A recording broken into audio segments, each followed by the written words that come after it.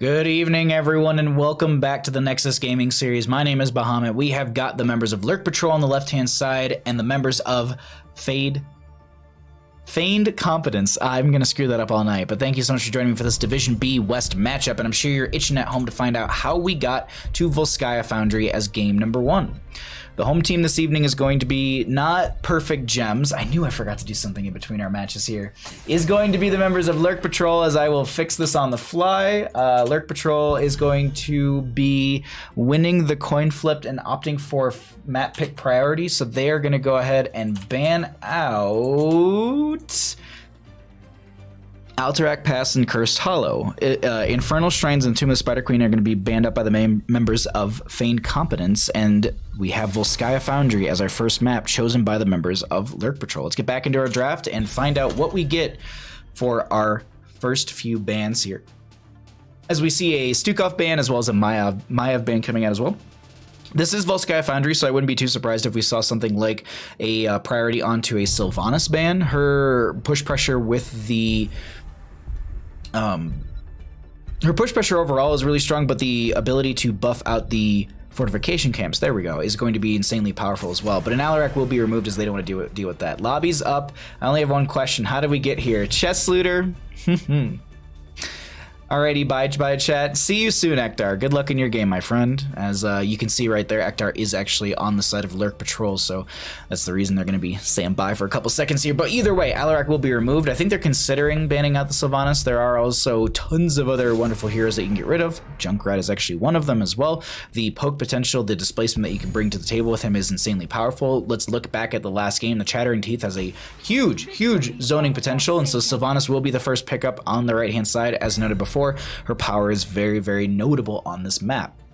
We do have a 1-2 punch coming out from the members of Lurk Patrol. Realistically, if I'm sitting on their side, maybe looking at grabbing a Joanna. She was nerfed a little bit in the last patch, but it was mostly on health regen as well as her overall health pool itself. They could look for an ETC, but it's going to be the Joanna. So they could go Light Bomb with the Falling Sword, or they're just going to be able to go Holy Word Salvation with the Blessed Shield setup. Or you still can go Light Bomb and you pick up something that dives in, something like a Genji you could actually go into if you really wanted to, but he's kind of fallen off very hard as of late. Sylvanas will be picked up with an Uther as well, and Feigned Competence may be playing the main tank Uther here with an ETC, so we're going Divine Mosh. We're looking for a Holy Cow here. Okay.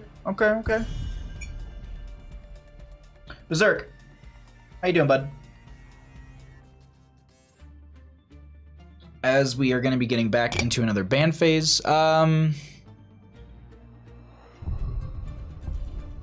they're going to need solo lane wave clear, so either prioritize like a Lurk or something like that to be banned out, or a Blaze, get rid of something like that, or just something in the wave clear department. Deathwing will be banned out, as surprisingly enough, he has not been picked up yet in any of our games. But the other thing to consider too is if you pick up Deathwing too early in a draft, I feel like he can get hard CC'd. Not hard CC'd, but counter drafted very easily. You have things like Cursed Bullet to be able to chonk that big boy's health pool. I've seen that as a great way to respond to them. You also have things like Zul'jin, where you can have armor mitigation on your attack, so you're bypassing armor and really just chunking into the health pool of something. And you also have percent-based damage that's really powerful, like a Lurk itself or a Malthael being able to do the same thing. But I'm good, enjoying the hots. I'm glad you're enjoying it. That's my goal. That's my goal, to provide wonderful, entertaining Heroes of the Storm action for you all to check out. Anduin, Joanna on the left-hand side, Sylvanas, Uther, ETC on the right. We are going to still need a solo lane. There's going to be a Greymane to be picked up, as well as a Gul'dan. So far, a strong core draft coming out from the members of Lurk Patrol. I really like this out from them thus far. They're going to need a solo lane, but I like the fact that they're going to wait on that solo lane. They're like, cool, let's grab our damage. We have got good. This is going to be their 4-man on the left-hand side. This is going to be a great rotation, clear, poke onto the shrine as well, or excuse me, the control points, but they need to pick up their solo lane on the right hand side. So that last pick on the side of Lurk Patrol is really smart, because they're saying we don't know what the solo lane is. We can hold off on that while you're going to grab something like a Blaze, as noted before, and then a Kerrigan on top of that. With the Uther, that makes a lot of sense to be able to have the Kerrigan. The chain CC potential coming out from Feigned Competence is going to be very powerful here. Deathwing getting hard CC'd, yeah. The irony of that statement, Radically Dreaming. The irony of that statement. Last pick coming out, this is going to be Into a Blaze. Their front line isn't the strongest in the world, so like a Thrall wouldn't be horrible here. Malthael is an option, but I feel like I like the idea of a Thrall a little bit better. But they're actually going to go for the Zeratul. Maybe Greymane is going to be... Zeratul might be in the solo lane. That actually could make Blaze's life a little difficult. Greymane could be down there as well. We might be seeing some rotations coming out to maybe pick off one of the solo laners on either side. Kerrigan can kind of branch off and be able to do that. But overall, aggressive composition with hard CC and a lot of execution needed on the side of Feigned Competence. But on the side of Lurk Patrol, I think they've got an overall good team fight, strong wave clear, but it's that Zeratul that's going to have to make the plays for them. Both teams have a critical factor that they need to be able to hit. Zeratul for the members of Lurk Patrol and Feigned Competence need to be able to pull off the chain CC wombo that they're looking for in this game number 1 of our second and final best of 3 of the evening. Thank you all so much for hanging out. As noted in previous streams and, well, continuing onward, we are still pushing towards Twitch partners, so lurking, viewing... It all helps. We're all just trying to keep that viewership high enough where they do say, like, you know what, maybe we'll make them partner, we can get them transcoding, and we can all be happy in the end. But thanks for hanging out, and thanks for being in a wonderful community. Really, really appreciate it. We're here on Volsky Foundry, and let's go ahead and get on into game number 1. I say that, and then I push the button. On the left-hand side, we got the members of Lurk Patrol. FPS Nate will be on the Joanna. We're going to have Gunny on the Gul'dan. Bickle's going to be on the Greymane. We have Ektar going to be on the Anduin, and Ace will be on the Zeratul. On the right-hand side, we got the members of Feigned Competence. We're going to be having Hyperbole on the Kerrigan. Bone Jester going to be on the Uther. Beaver Hunter going to be on the ETC. Rainbow Lance on the Sylvanas. And Captain Squiddy going to be on the Blaze. Let's get into mid lane and check out our first engagement as well as our level 1 talent picks. Sylvanas with the Unfurling Shadows at level 1, going to be trying to stack those up, and once they get the Festering Wounds, that might be a good way for them to continually get that damage increased, as that's going to be a great Primal Grasp and initial, and then a follow-up Power Slide from the ETC onto a couple of the members right there. Excuse me. Blaze already rotating into bottom lane to clear this out. Just making sure that they're not missing out on any experience. We did have some experience changes that did come through recently, actually yesterday to be specific, and it did change how some of the experience globes work, as well as the blind condition. The blind condition can now be cleansed, if I'm not mistaken, by the Unstoppable. Or you cannot be blinded while unstoppable, I guess is the new thing. Wait. Okay, no, I thought, excuse me. I thought Joanna was linked up to Gul'dan. I think they were just like sitting on top of each other. It was just weird. It was just a weird. I thought that like somehow they channeled the Choo Choo Train onto Gul'dan's mount, and I was like, wait, really? But I think no, it's just they were just kind of, the mounts were overlapping a little bit. We do have the members of Feigned Competence rotating into mid lane. Just continuing to get experience, as well as looking for regeneration globes for their ETC, as they did go into Proc Rock at level 1. Captain Squiddy in this bottom lane is going to be getting the jet propulsion out, while the Zeratul does rotate down here and forcing them out a little bit. I wasn't looking close enough, but I think Bickle has been staying down here, and I think I actually, honest to God, missed them when I was introducing the team. My apologies. They are on that Greymane, as we have not had a kill just yet. Talent tiers are a little in favor, or experience-wise, we're a little bit more in favor for Lurk Patrols. They found themselves about a half a level lead with some of the waves that they've been able to clear up here. But Kerrigan going to be working in this camp a little early, in my opinion. Typically, you want to grab that camp a little bit closer to like the 2-minute 30-ish mark. That way, it's going to be coming into lane, and you end up having your first engagement over control point A, and then at some point, it will be forcing the enemy team out. So I like this a little bit delay faster because... Or I like this delay on the camp for the side of Lurk Patrol a little bit more, because that gives them the opportunity to have the wave come in as the objective will be here. This is the reason I'm harping on this, because the wave's already here, and it doesn't seem like they're going to be trying to play around the fact that they're going to be going for the clear here. So they should be able to clear this out. They won't have anything to need... Oh, okay, no, this is where you need to play around. I know you're going for the support camp, but they had to make a choice right there. So they are going to be able to force out this top lane a little bit further. And I like this play now, because I was thinking they were just going to leave it and go to control point. I'm like, well, you're just grabbing the camp for experience at that point. But they're going to get a Primal Grasp onto 1. trying to pull them in further. Sylvanas is going to get the Haunting Wave through as well. FPS Nate with a little bit of a blind. We do have another Shadow Dagger onto them, but this will be control point open and available. No one going for the channel just yet. 7 talent tier rounding the corner. It's going to be Captain Squiddy just throwing out a little bit of slowing into the enemy team. A little bit of poke out from Gunny as well. But point going over so far to Lurk Patrol.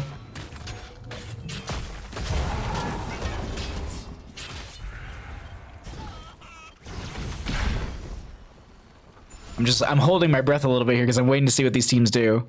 We have 7 talent here for one team. Feigned Competence is going to dive in. They're going to go ahead and find themselves the first kill into Joanna. That was the execution they needed from their chain CC wombo that they put together. Not even just so much wombo, but it's just single target blow up. It's working out for them really, really well with the way they just set that up right there. But now Gul'dan going to be clearing out this top lane a little bit, making sure they're still picking up experience. And the charge goes over to the opposing side, and they're only around 25%. Death timers are super low. We can already see that Joanna's back up and available. Greymane and Zeratul in mid lane to clear this out as well. And I think we'll see another engagement pop off in just a moment. Just going to have the Sylvanas clearing out top lane. Actually, with Sylvanas clearing out top lane, that should be kind of the go signal for our left side team. And I think that's exactly going to be it as they step up onto this point. Going to force back the enemy team right here. Actually going to get the Chastise into one. Condemn going to be pulling them in. The Sylvanas back in. It's going to be the healing Biotic Emitter out from the ETC. Also going to have a fortification camp on top of that. Members of Lurk Patrol taking a lot of damage as Ace is very, very low. Ektar and friends are trying to get their way out of here as Rainbow Lance is throwing in a lot of damage. Jonah's the first one to go down. Rainbow Lance is so very low. Cleanse comes out as well. They actually end up getting the Greymane on top of it. That's going to be a 3-for-none. And they end up getting, this should be Trigger Protector for the members of Feigned Competence while they also have grabbed a level lead. Let's go ahead and cycle through some of the other numbers and get an idea of what those look like. Sylvanas is at 33 stacks currently. If you're wondering what that actually is damage-wise, it's 5% per stack, so you obviously just half the total amount of stacks, and there's your answer. I'm not going to do that because that's caster math, and it's not going to go over well. I'll probably end up saying something like 16 and not be right.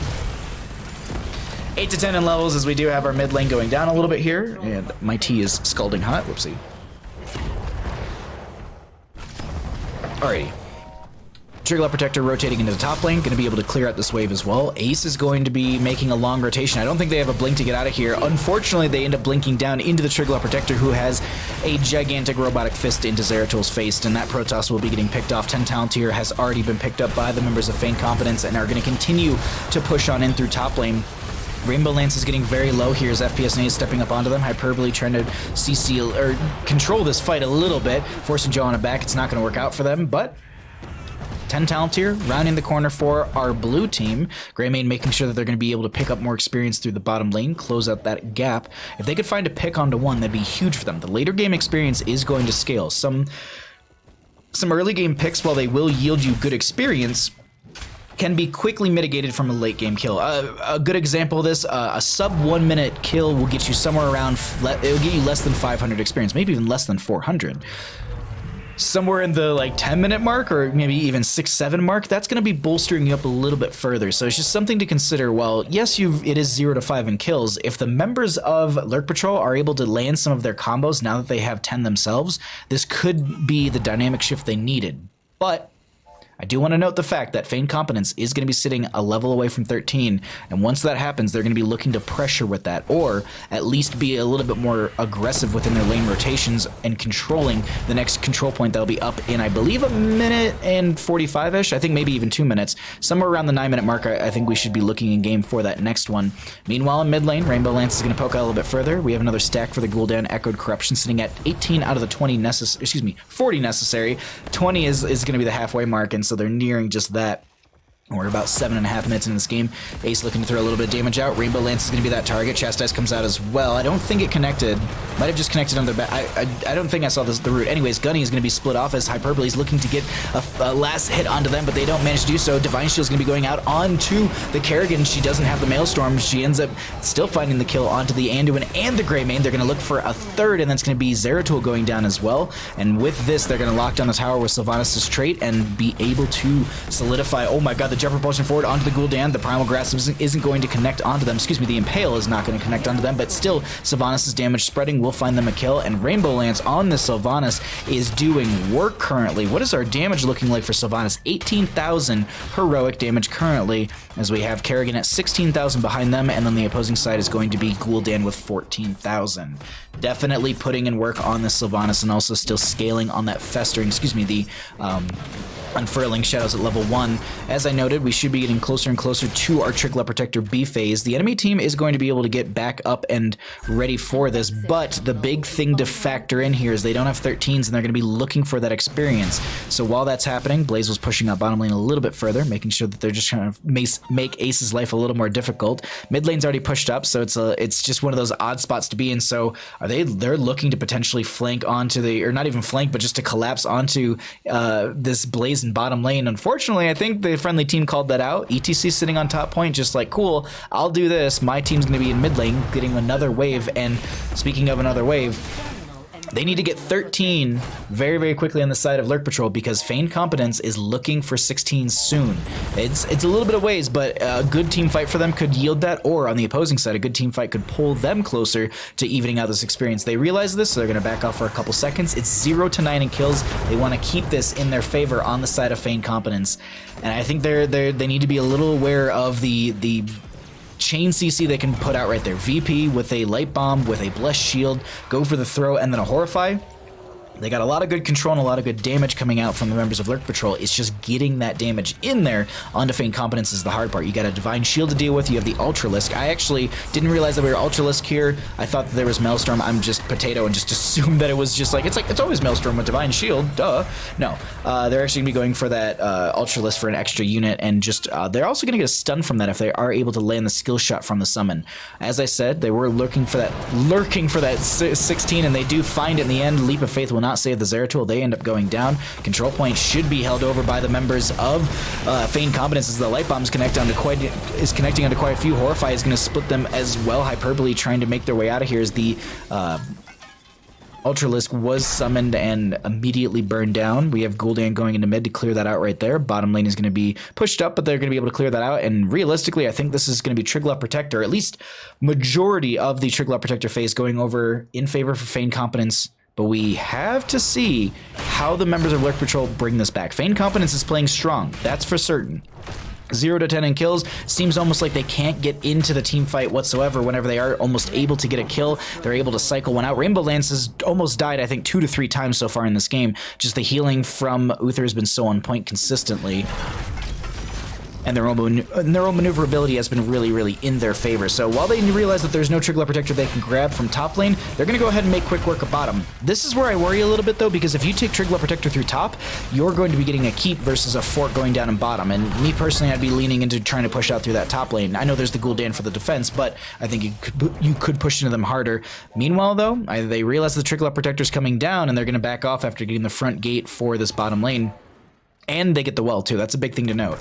They're trying to prepare for Control Point C. They want to make sure that while they have the 16 talents here over that one, they might be able to fight over the Control Point a little bit better. So while all that's happening, they're like, all right, well, we see what you're doing. We see what you want to open this bottom lane. We're going to open it up for ourselves as well. Ace looking for a VP. That is going to stop the Triggler Protector.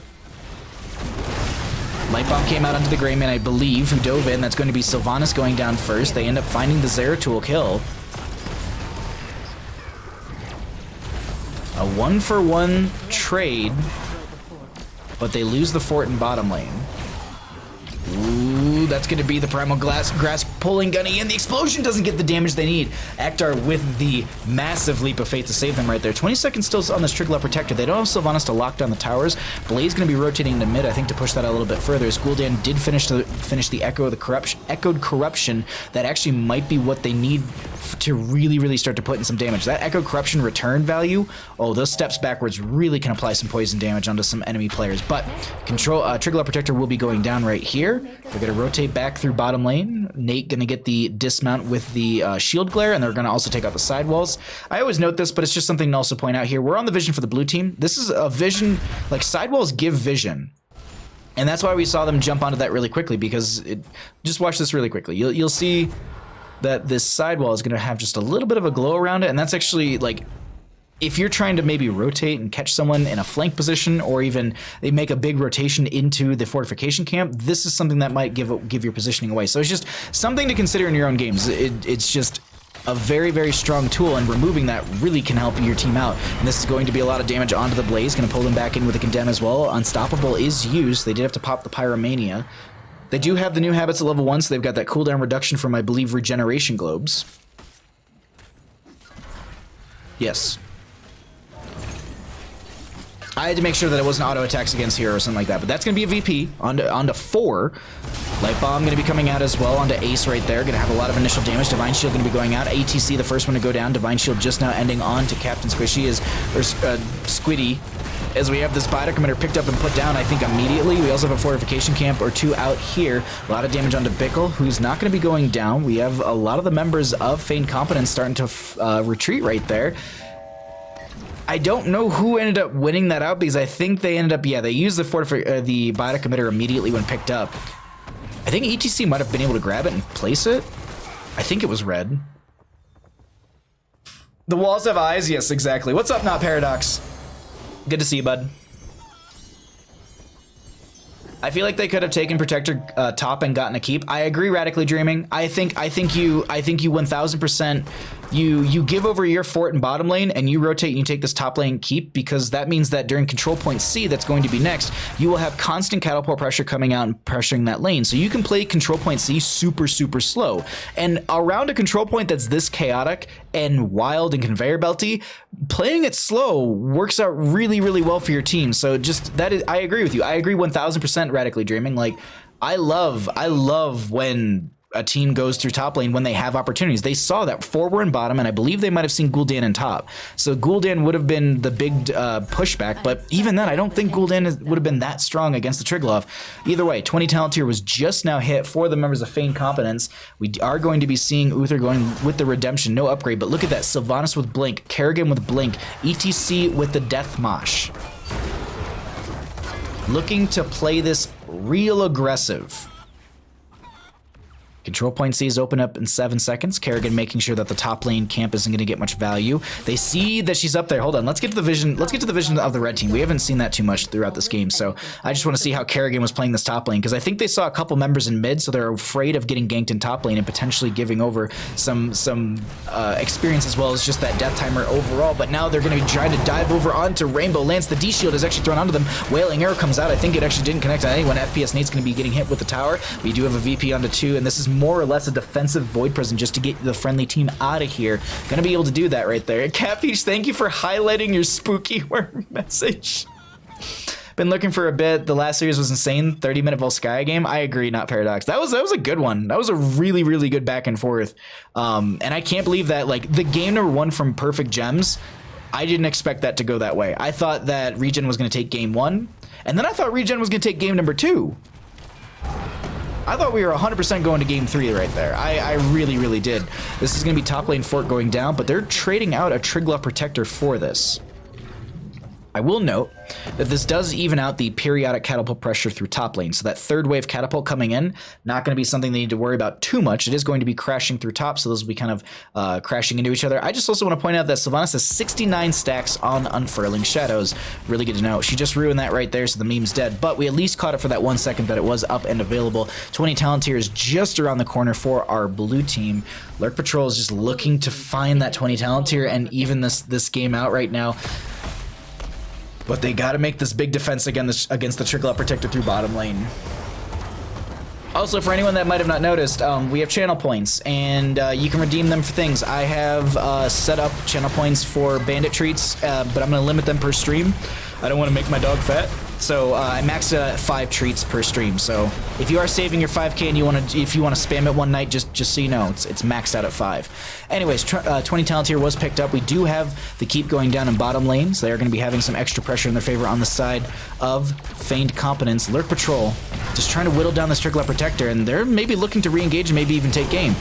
Primal Grasp and Palo came out, didn't connect. Ace looking for a VP here. It looks like he was not going to be able to find one onto anyone specifically. We do have the combustion coming out from the Blaze, but I think this is just going to be them backing off. Top lane was stacking up a little bit during all of this, but it's still, as noted, they did take down the fort on the top right side of your screen, so that one catapult coming out is going to slow this down quite a bit, and that buys some time for Gul'dan and friends to rotate out, clear it out, and now this Triglav Protector, they can try and fight with it a little bit. I think they're going to try and push it up, but it's got 12 seconds, so either they continue to push or they back off. Sylvanas is here. She should have trade off cooldown as well. Seems like they want to try and play into this mid lane engagement. Rainbow Lance, look at this flank setup. We got Ace Vision.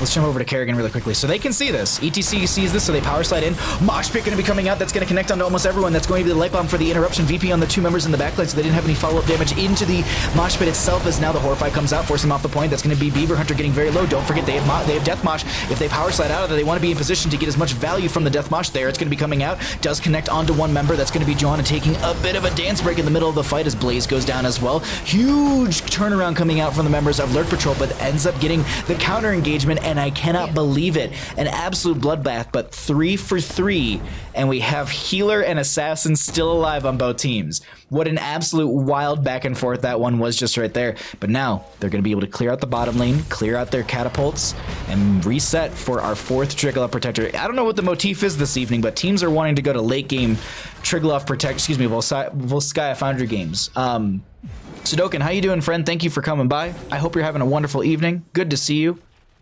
Good to see everyone in chat. Thank you for being here. Thanks for helping us push towards that partner goal. And we are going to continue with our game 1 of our second best of 3 of the evening, as we have both teams going for the siege camp for top lane.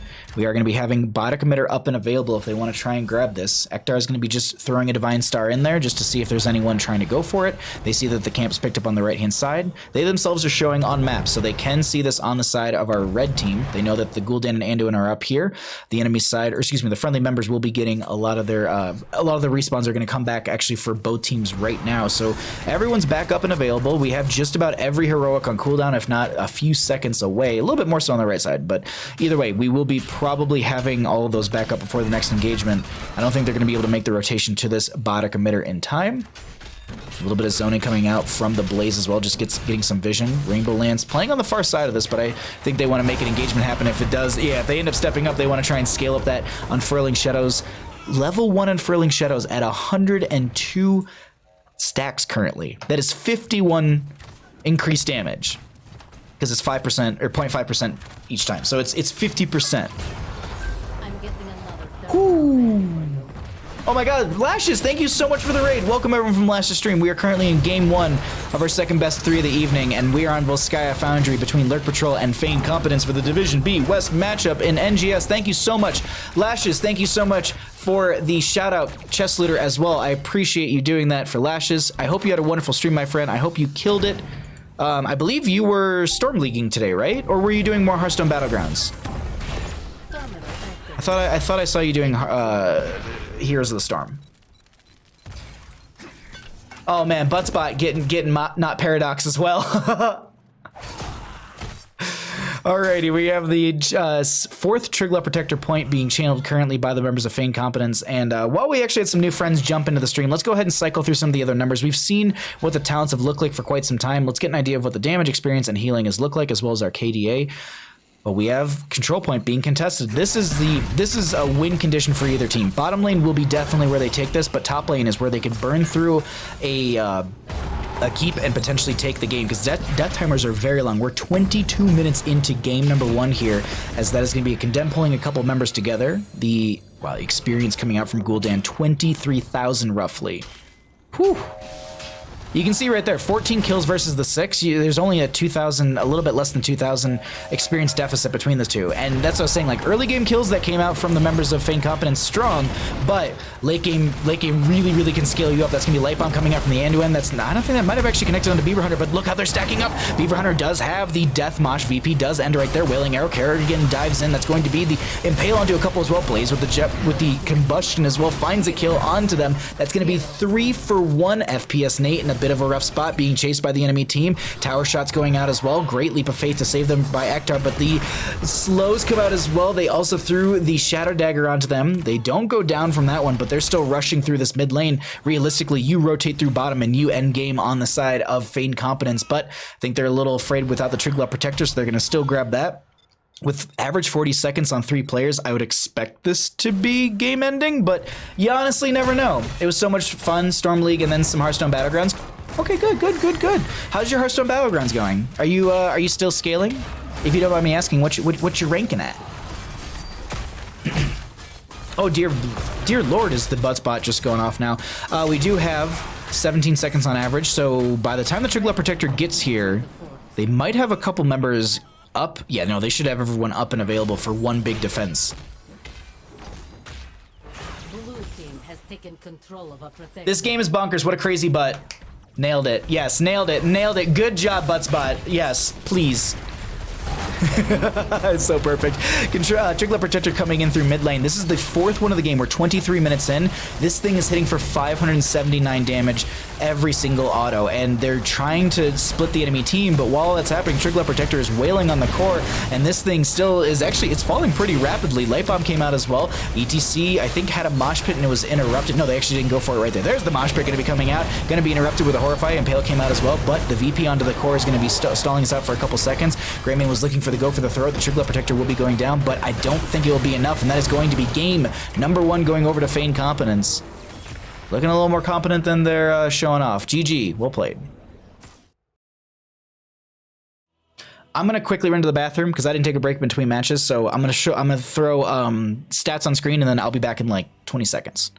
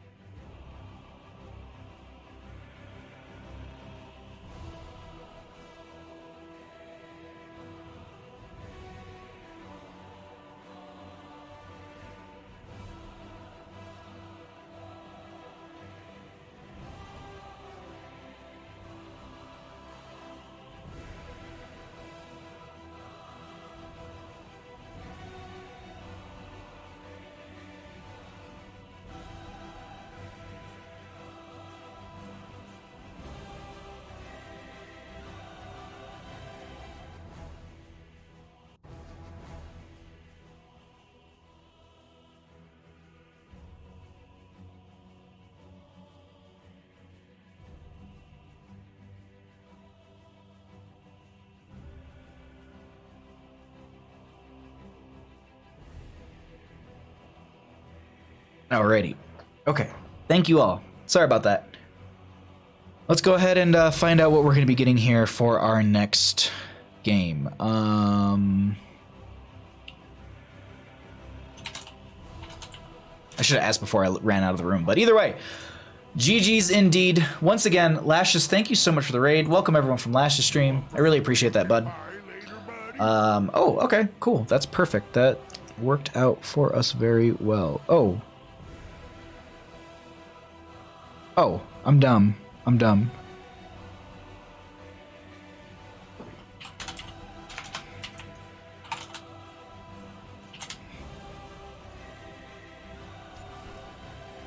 Alrighty.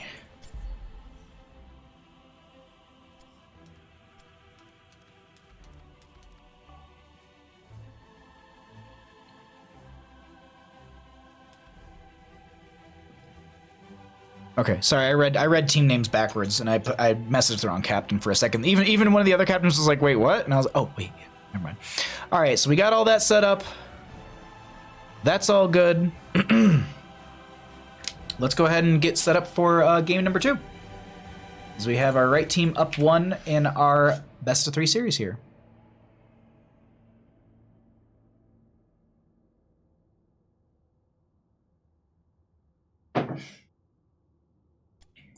Alrighty, give this to Ace and get Hyperbole in here.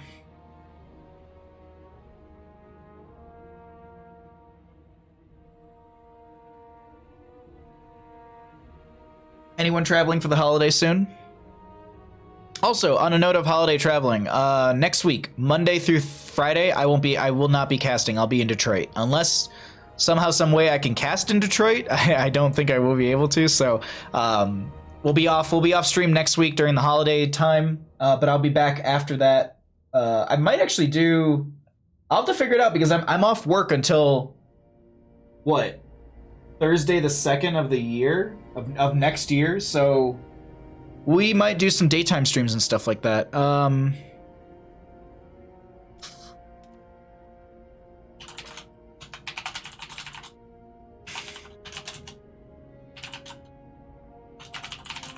I can't remember who was the banner for the right side team. We didn't have a caster tonight, so I linked our files if you want to cast some replay Division B. Okay. I put in Discord. Okay. Thank you. I appreciate that, my friend. Thank you.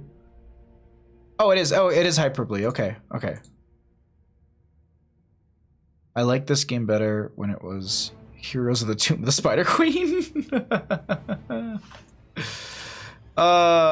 Teams are. Let's see if they're ready to go, and we'll get going here into game number 2 of our second best of 3 of the evening. Thank you once again for hanging out. Thanks for helping us push towards that Twitch partner goal. We're getting closer and closer every day.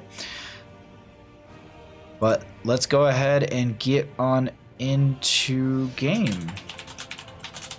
Oh wait, hold on. We can't go unless we give him a spooky worm. 1 second. This is important. All right, let's go ahead and get into game number 2. We will be finding ourselves over on Towers of Doom. Welcome everyone to Towers of Doom for game number 2 for our best of 3 series. We are going to be having the members of Lurk Patrol on the left-hand side and Feigned Competence up 1 in our best of 3 series, trying to close it out here on Towers of Doom. And if you're sitting at home and you just got raided over and you're like, wait a minute, how did I get to Towers of Doom? It's okay. I got you covered. Don't you worry. Don't you fret. Don't you fear. The home team this evening is going to be Lurk Patrol. They won the coin flip, opting for map pick priority in game number 1. Alterac Pass and Cursed Hollow will be banned up by them. Infernal Shrines and Tomb of Spider Queen are going to be banned up by the members of Feigned Competence. We have Volskaya Foundry as the first map chosen by Lurk Patrol and lost by them. They opted for map pick priority in game number 2, choosing to take us to Towers of Doom. That gives first pick priority over to the members of Feigned Competence. And let's go ahead and get back into our draft and find out what we are going to be getting for our first ban. Man, we sped right through that one right there. Chest leader, you didn't notice my haiku, so I've made something else for you. I always hope there's a game 3 because that means I have a beer. But before that, I hope we see how in fact we made it here. I murdered that. I did that. I was awful. I was so very awful. But that right there, that's a 10 out of 10 right there. I'm gonna copy that. Maybe we make that into a copy pasta. We make that the chest leader copy pasta. Hold on, let me just put this in a Discord channel somewhere. I'm gonna throw it into just the log chat. And then I'll make that into a copy pasta at some point. How did we get here? What's up, Porthos? How you doing, bud? Oh my god, the Riv! Sorry, I know there's a draft happening, but the Baja Rage with the reindeer is just... It's so good. Okay, let's get into our draft. We have the members of Lurk Patrol on the left-hand side bidding on a Stukov Junkrat. We have a Maiev and a Alarak being banned out by the members of Feigned Competence with a Joanna first pick on the right. And that was actually going to be the, I believe it's the ETC player now going to be playing Joanna, so we'll see if that changes things up for them. But on the left-hand side, they could go for some initial poke, something like a Jaina very early, but that will be an Anduin once again, and they're going to grab the ETC. So they themselves want the ETC, so we're going to be swapping those 2 heroes out, but we still have 2 picks coming out from the members of Feigned Competence and, or Competence. And Joanna's the first. I love some poke here, so maybe something like a Hansa wouldn't be a bad idea, and then maybe you pick up your healer. Maybe you go for Anna, Alex Draza. Obviously, Stukov's banned out. You could go into Decker Kane as well. Rhaegar works out really well here, depending if you want to go dive base. So there's the... Ooh, Zagara making it into Towers of Doom. I am very, very happy for this match that we have here. Chat MVP? Chat is always MVP. Chat knows Chat is all Grandmaster and Chat is MVP. No, I mean that seriously though. Like Chat is always the best. It's thanks for being here. Thanks for hanging out. Ban-wise, though, coming out from the members of Lurk Patrol, they need a healer on the right-hand side, and they're going to get rid of the Uther. And that makes sense. The Uther was very clutch consistently throughout that last game for them. On the right-hand side, it's going to be Andu and ETC, so I would actually maybe consider getting rid of the Zeratul here. The Zeratul had so much good burst and actually avoided a lot of horrible situations, if you'll put it that way. There's a couple of moments where they should have died. I'm actually surprised that we don't see a Deathwing ban, a Sylvanas ban, Deathwing, please, that's it. Buffed hero must pick Zagara. Can we get a Deathwing, please? Like, can we? I mean, Greymaine's on the opposing side. That's the side that I'm actually thinking they'll pick it up on. But both teams know, like, I wonder, so there's a Hanzo and there's a Lurk, there's the percentage-based damage that I was just about to talk about. I was like, well, if they're gonna go into Deathwing, they need to be wary of the percent-based damage or even that being a thing. So they'll grab a Lurk with their Hanzos. There's the poke. There's more Entomb setup.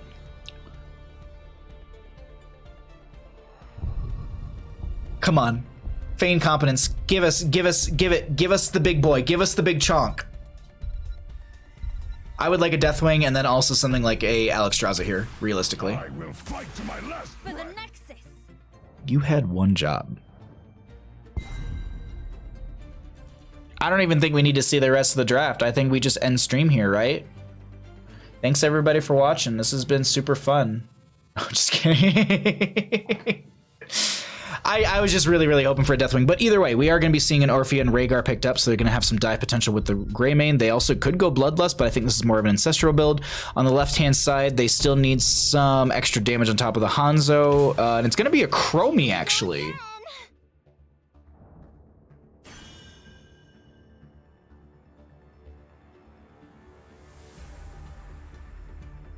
That's actually pretty strong for them. Like, that's really strong for them. Lurk has Entomb, Hanzo has the giant AoE stun if he goes into Dragon Arrow. We have ETC with Mosh Pit, Anduin has Chastise, so any sort of lockdown that Chromie can benefit from with the Sandblast or even the Dragon Breath is going to be mega strong for them. On the side of Feigned Competence, I'm not counting them out whatsoever because I still think that they're going to be able to have great team fights with the composition they build. The Zagara split pressure is going to be massive for them. The Orphea Greymane, I think, is going to pair well with the Rhaegar because it's a lot of dive and grouping, or not grouping, but a lot of dive that they can kind of work their way together in, and then Joanna has a little bit of setup. So you set up with the Joanna, Orphea's poking in, Greymane and Rhaegar dive in together, Orphea moves in as well, gets the chomp, and I'm not sure who I really like here more. I think if they can pull it off, I think the Chromie composition's a little bit stronger, but that's just the way that I look at it. Let's go ahead and get on into game number 2 of our second best of 3. On the left-hand side, we got the members of Lurk Patrol. Ektar is going to be on the Anduin. Ace will be on the Chromie. FPS Nate's going to be on the ETC. Harak is going to be on the Lurk, and we have Gunny going to be on the Hanzo. On the right-hand side, we get the members of Feigned Competence. We're going to be seeing Bone Jester going to be on the Rhaegar. We have Rainbow Lance going to be on the Orphea. Captain Squiddy is going to be on the Zagara. Beaver Hunter will be on the Joanna. And we have Hyperbole on the Greymane. Let's get into mid lane and check out our first engagement of the game here as all 5 are going to crash in together. Piercing Sands. Not Piercing Sands. Once again, the first time for Chromie. This was probably one of the hardest talents for me to learn the name of. I don't know why, but this one. This is the talent I probably struggled with the most. There was also the baseline ability for Maiev, the Shadow of Vengeance, or Spirit of Vengeance, and then blink into it. I don't know why, but I couldn't remember Spirit of Vengeance. I remember having a conversation with Kala at Dorm about it, and like him and Alieska at the same time were like, Spirit of Vengeance, because I guess they were doing cue cards, because that's when he was doing, that was I think his first big live event casting, so he was training up for that. Anyways, all side stories aside, let's get into our actual rotations between mid and bottom, as this is going to be Orphea and Rhaegar clearing out the mid, trying to make sure they're getting as much experience as possible. Zagara already spreading out a little bit of that creep. You can already see on the right-hand side here. I wonder if they're going to be able to clear that out with the Chromie. Harnaga is actually having a bit of a rough time into the Zagara thus far. They're going to be playing around that Drain Health, or that Drain Hope, and they're actually just pushing face, just throwing everything into them. I'm not too sure about this double up with some of this creep, but I apologize for missing the fight and the the kill that broke out right there. I wonder if they're going for the double creep like this to be able to, if one gets killed, then they still have a little bit of vision. Overlapping like this isn't something that I do myself, but I'm not the end all be all Zagara player to kind of base your information off of. It just seems a little grouped up, and I usually try and match them and not overlap them too much. Like maybe like 10% of the edges are overlapping each other if you're looking at the circle. I know that's a weird, yeah, it's 10% overlap from the circles. I think that's the best way to put it. That's at least how I try and do it when I play Zagara. Captain Squiddy might be having a different tactic or even maybe more experience with this, so we'll keep an eye on that as the game does progress. This invade onto the camp on the left-hand side is very aggressive and ballsy, I will say, from the members of Feigned Competence, and now they're trying to punish this onto Bone Jester, who I think has the Spirit Wolf out. Beaver Hunter will be the next target. Sandblaster raining on through from the Chromie. They find that last auto, and second blood, actually, excuse me, will be going out in favor for the members of Lurk Patrol as they find a third kill onto that Greymane. Fortunately running straight through the Dragon's Breath, and they'll be going down right there as Chromie is progressed into her 7 talent here. She does get her talents 2 levels ahead from everyone else. That's why you're seeing her 7 talent at level 5 already. Altar Phase is going to be popping up here. This will be the first one of the game, looking to open up this bottom lane a little bit further, and you've heard it before and you're going to hear it again. Chat, why is it that we want to push bottom lane so excessively? Actually, you know what? We'll throw this to chat. Why do we want to hold bottom lane? I talk about this all the time. What's so important about pushing in through bottom lane versus mid and top? I'll leave that to chat while we have our first objective phase of the game popping up right here as it's 6-5 in our levels. We have Zagara channeling the right. We have Lurk on the left. Seems like they're not going to be... I'm waiting to see what the Orphea does. Seems like she's just clearing out mid. Top right went over to the Zagara. Top left went over to Lurk. Zagara already rotating back into top lane. Orphea going to be rotating in towards the friendly team down here as Gunny has the opportunity for a channel. Looks like they won't be interrupted.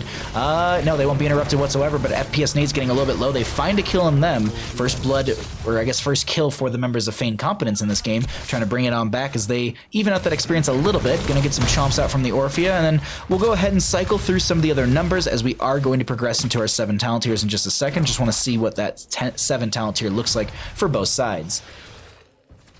Greymane need all those blasts? Yes, exactly. 2 Sapper Camps. That's the easy way to put it. Exactly. You gain control of Capricorn and 2 critical objective points. Exactly, chat.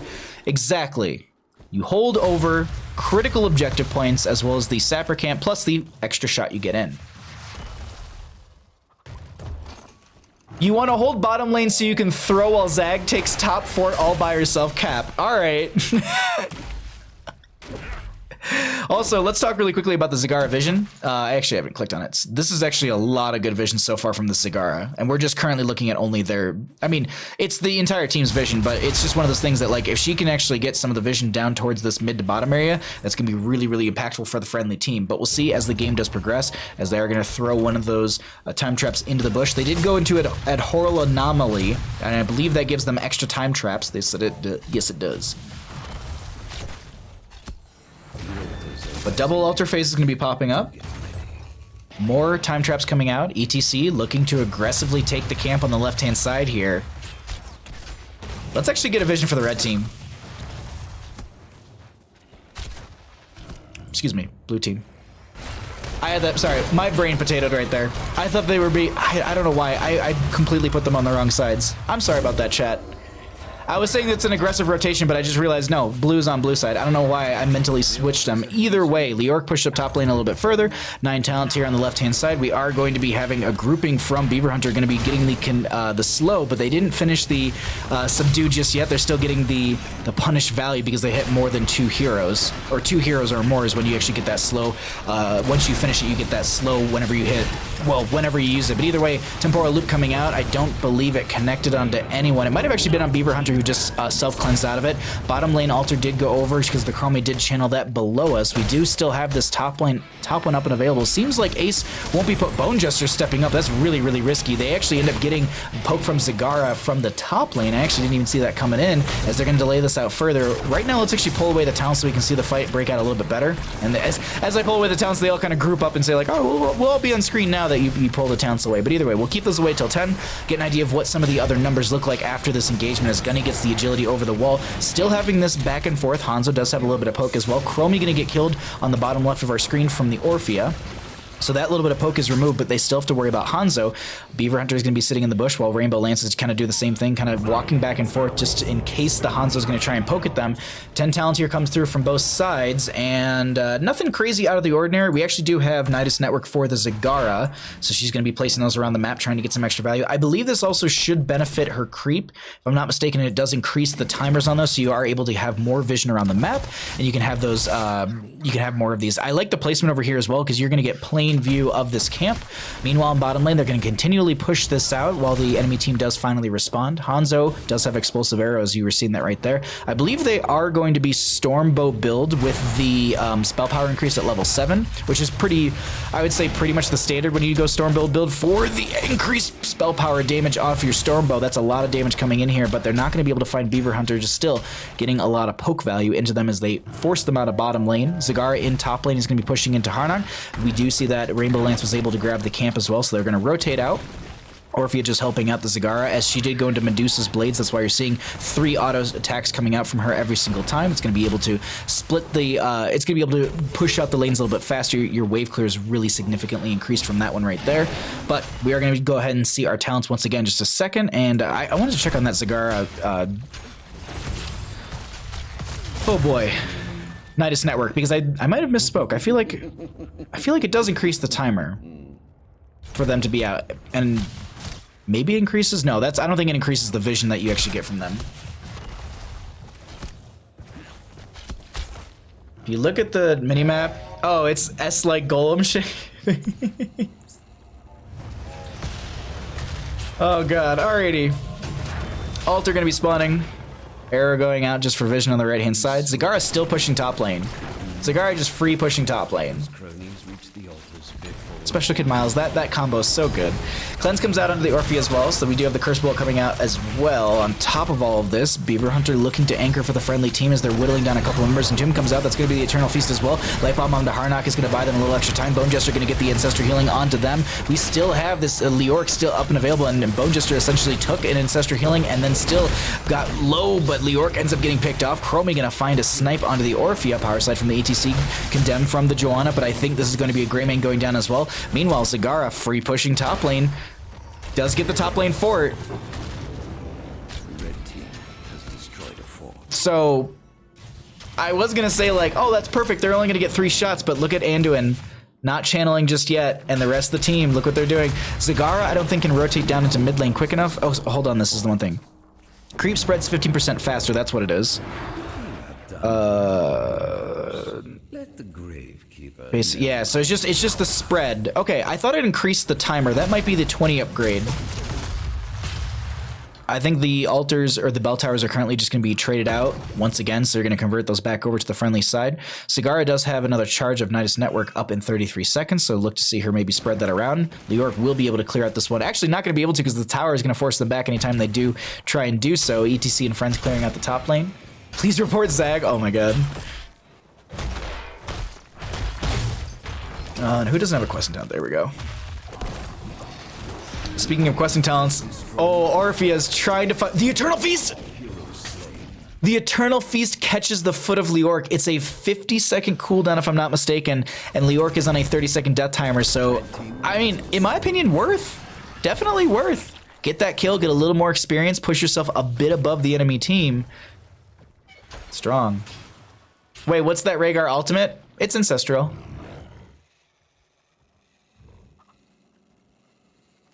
Oh, but look at this in top lane. They don't get up here in time to steal that away. Power set from the ETC. Curse Bolt right into Nate's back. That's going to be the Light Bomb onto them as well. Squiddy is getting very low. Does get the Ancestor Healing thrown onto them. Temporal Loop coming out onto Hyperbole, who's just trying to play around that. They're unsure of what direction to go, and the Entomb comes out. Oh my god. The Disengage coming out. They're sidestepping so much damage. They end up getting killed regardless, but they're able to just side, like that arrow just narrowly went by their face from the Stormbow. Doesn't end up getting the kill, but now top lane getting besieged by the enemy side. We do have this bottom ultimate Hunter up and available in 3 seconds. The rotation might not be quick enough.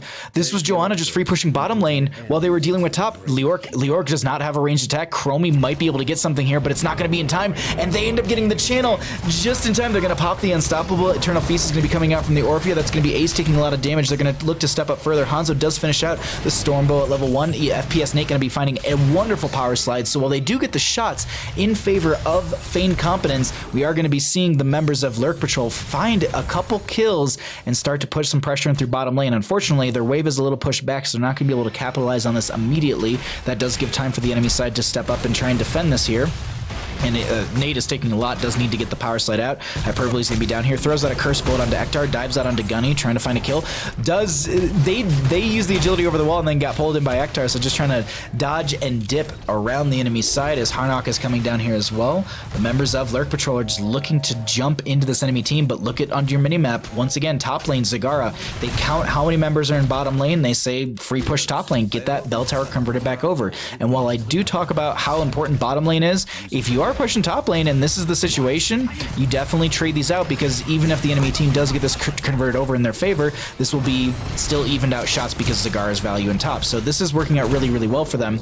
Also, if they're able to deny it, that means that they're going to be able to have 5 shots during the next bell tower phase, which will be a triple. Power slide from the ETC. Beaver taking a lot of damage. Oh my god, the Iron Skin used just in time. Ancestral Healing coming out. Harnock taking way too much damage, does go down. And Tomb going to be coming out as well. Beaver Hunter is looking to get out of here. That's going to be FPS Nate. Not respecting the full solo dance. Hyperbole trying to make their way out of here, throws another curse bullet into the face of the ETC, dives out. That's very risky. Uses the Razor Sweep to get out again. Captain is going to be coming down here, throwing out some of those Banelings. Also throws out a little bit of creep towards the creep tumor towards that lane. But as I said, triple bell tower phase coming up. Orphea and friends are looking for this. Look at the Zagara jump into the Nidus network and look where they can come out from. They might be looking to go for a triple cap here. No, they're going to come out through mid lane. I don't know. Actually, Joanna's going to be stalling out through top left.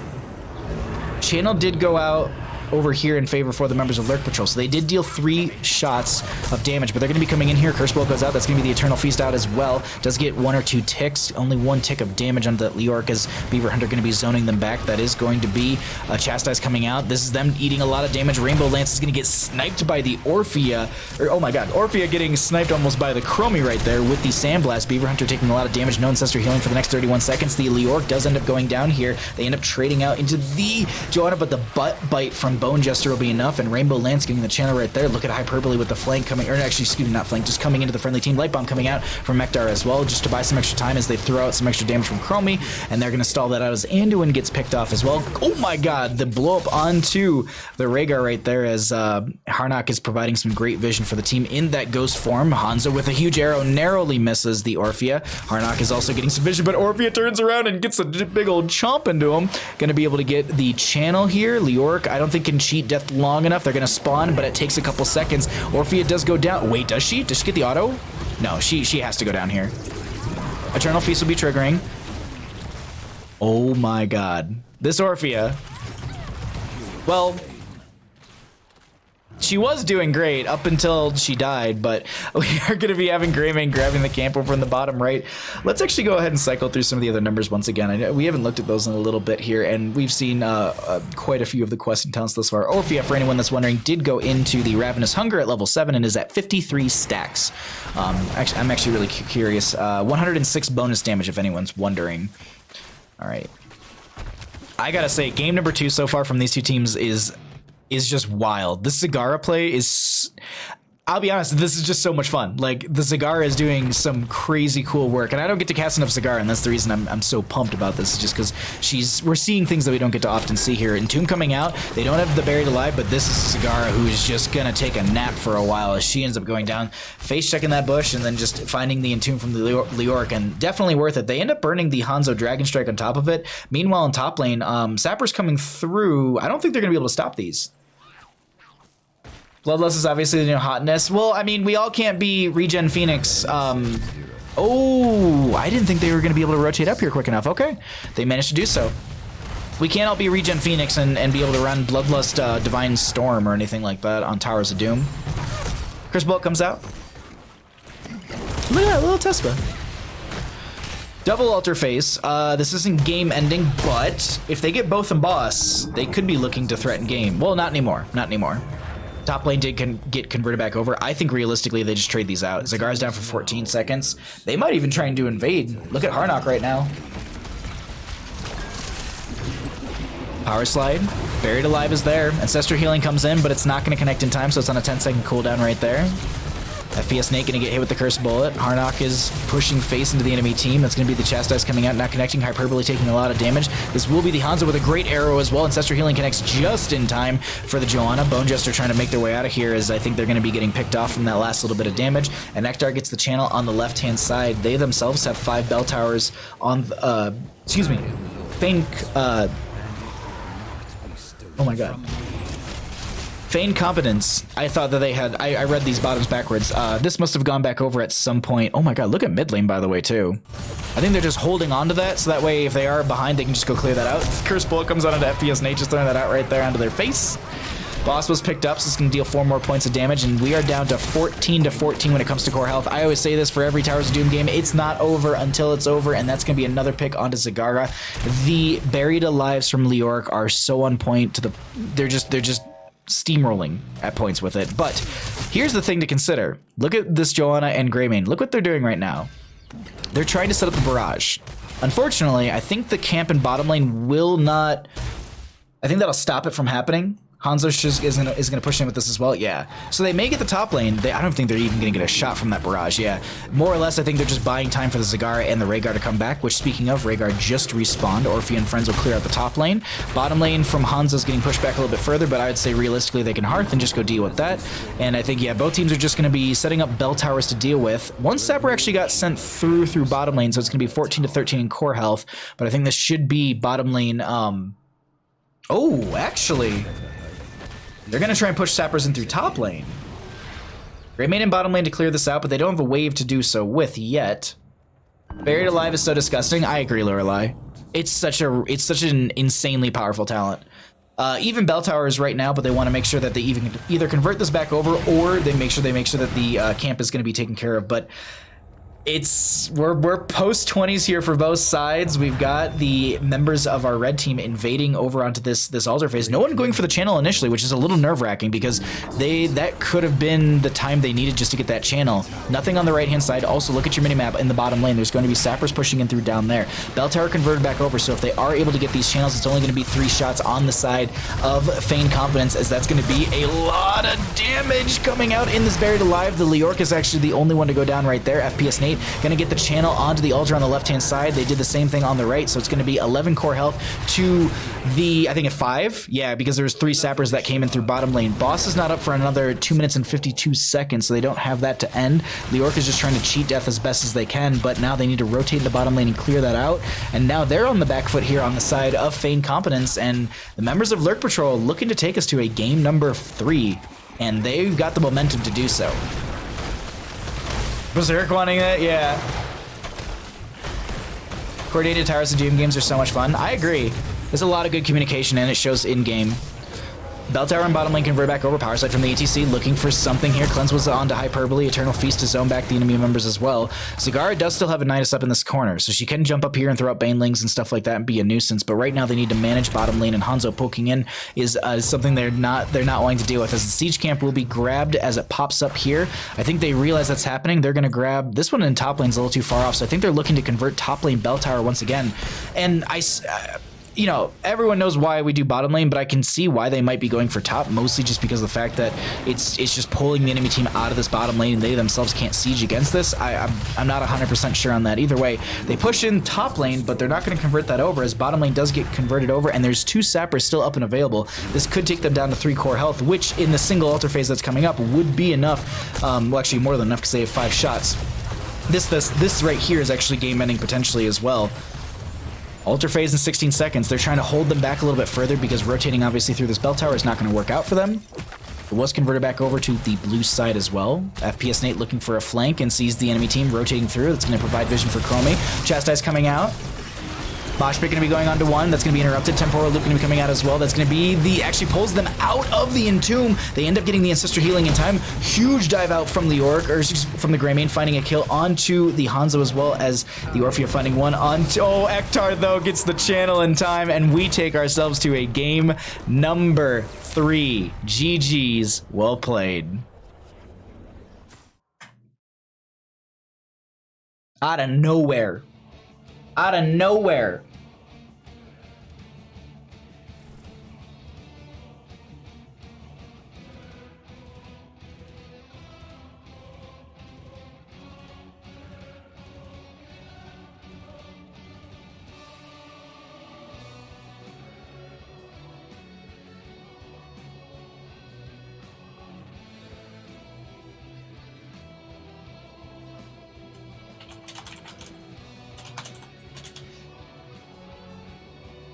We go to a game 3, ladies and gentlemen. That was a sick game. I agree. That was a very good one.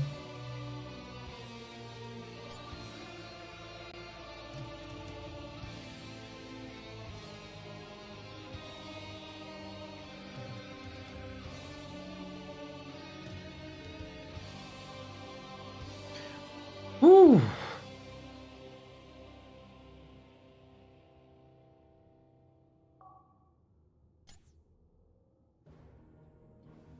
Alrighty.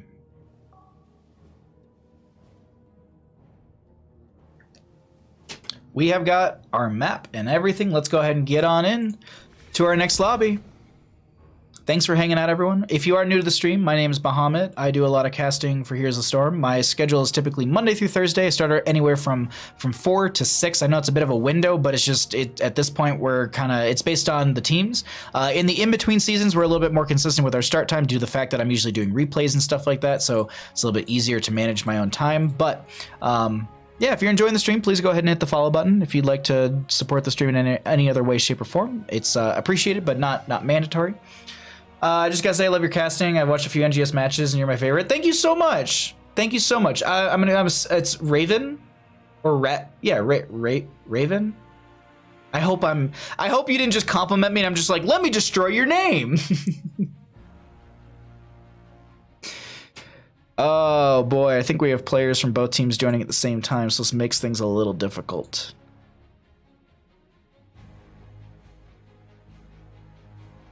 Bone Jester was the Rhaegar in the last game, which was on the right-hand side, if I'm not mistaken.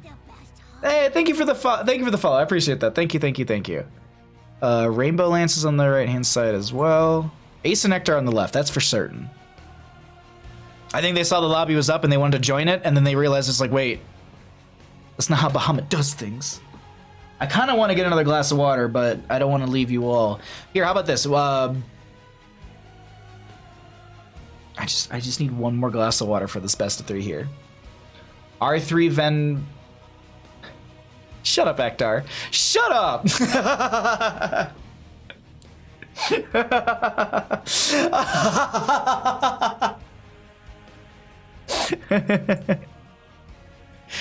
Thank you. Oh god. Chat, you're the best. Thank you so much for being amazing. Alright, Gunny is the captain for the left side, yeah. Alright.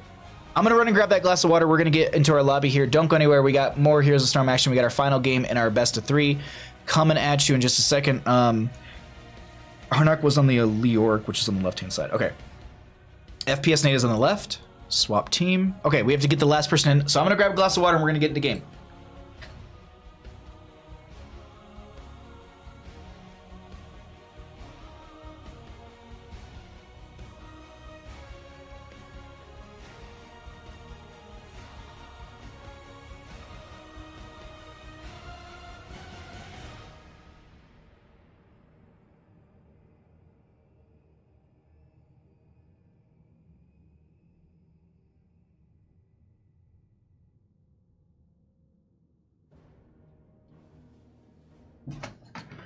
Oh, wait. Oh, people are... Why didn't they swap off? Why didn't they swap to the other team? Bone Jester, Hyperbole, Rainbow Lance, Captain Squiddy, and Harnock. No, Harnock's on the left. Beaver Hunter's on the right.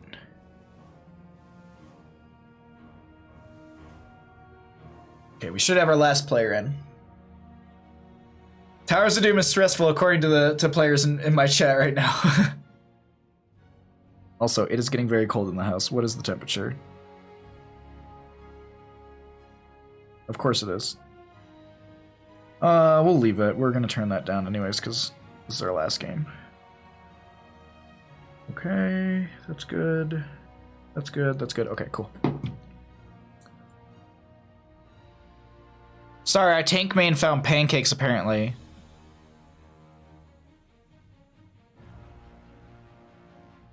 What? What?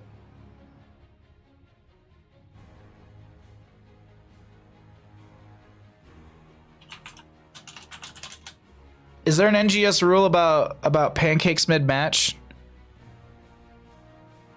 Because it's not cool. It's not cool that they're gonna have pancakes and I don't. That's the thing that I'm most upset about. I don't get any pancakes here. I'd love some. Bandit, would you like some pancakes? I know you would. Why don't you come here, bud? Why don't you come say hi to stream while we're waiting for someone to eat pancakes, apparently. Come on, bud. Yeah, hi. Who's a good boy? Can I have high five? Can you other paw? Oh boy. Can you high five in this one again? Good boy. Okay. I thought I heard you whine. A second one? You're a good boy, Bandit. Yes, you are. Yes, you are. You're a very good boy. Yes. Good boy. Thank you for being the best co-host ever. Mostly maincaster.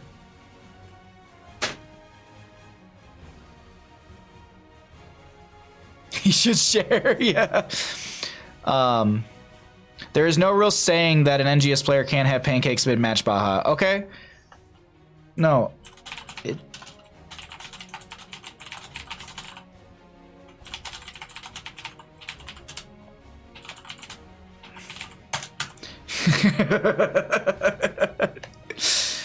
All right.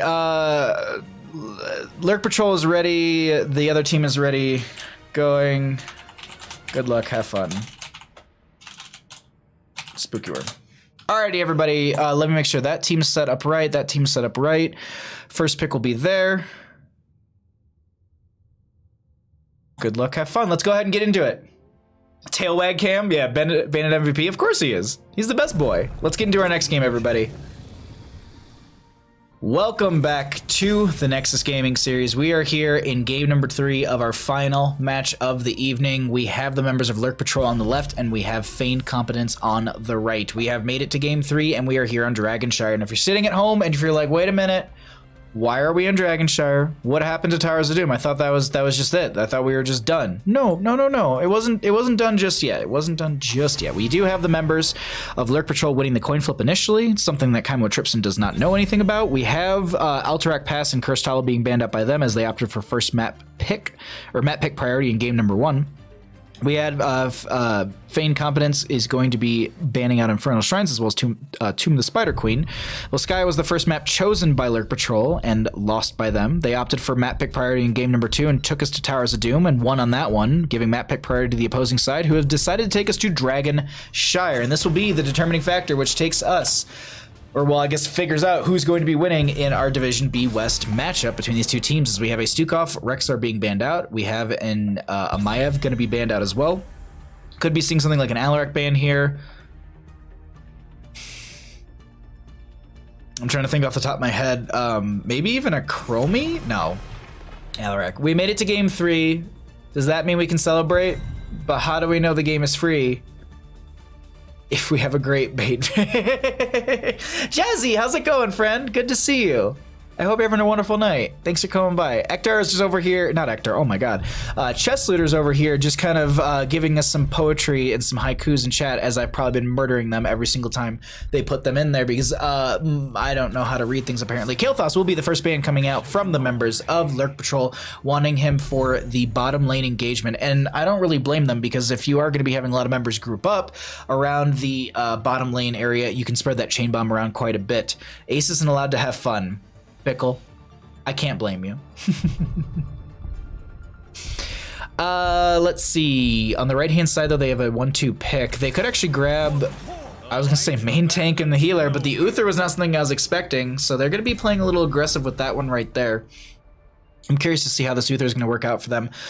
Here's where what I wanted to start highlighting is going to be the Kael'thas with now. We saw it in the heroic matchup just a few games ago, the nano boosted Kael'thas with Pyroblast, and I wonder if we actually consider that here, grabbing something like an ETC and an Ana potentially, or I like the Ana personally, but she's skill shot based, and that's hard. Gonna grab the Artanis actually. That's a very early solo lane too. So they can go either Leoric, they can go Malthael. Granted, we are going to be going to the ban phase, and if I'm sitting on the side of Feigned Competence and I know the enemy team has an Ana player, I'm going to try and ban out that Ana. If not Ana, I'd probably go for their next best hero that's zone control based. Stukov already being removed, I'd be looking at an Alexstrasza potentially. Maybe even a Deckard Cain with that ETC Kael'thas would be good chain CC. So Deckard Cain, Alexstrasza, or Ana are the considerations, at least if I'm on the side of Feigned Competence. And it makes sense here that they're going to go for the Ana ban because the nano boost onto a Kael'thas with Pyroblast, or just nano boosted Kael'thas in general, is a rough go. Even then, consider the nano boost onto an Artanis that casts Purifier Beam, 30% spell power increase. Nano Pyrus Blast, yeah. Nano Arthas, yeah. Lorelei was already catching on. I said Arthas, but Artanis. Sylvanas will be banned out as they don't want to deal with the push pressure she brings to the table. And we have a Johanna Uther on the right-hand side. Now, with Uther, we often do see a lot of things like a second healer because sometimes their healing is a little on the low end, but that's also when they're playing main tank. The other thing to consider is what's going to be your follow-up to this? Sometimes it's Kerrigan, and I think Kerrigan can get a lot of value here because you're going to be grouping up and fighting quite a bit. The other thing to consider, too, is going to be, well, I was going to say more heals, but the Blaze will be rounding out the draft for the solo lane. So the Blaze will be going into the Artanis in the top lane, I do believe. Last two picks coming out are going to be Kael'thas, ETC, Artanis, so they need a healer. Something like the Deckard or Alexstrasza is what I'd be leaning into myself. Deckard Cain, I think, a little bit more so, and then they're going to need some more damage on top of all of this. A Hanzo wouldn't be a bad idea, but they're actually going to be going into more shielding and sustain, so this is going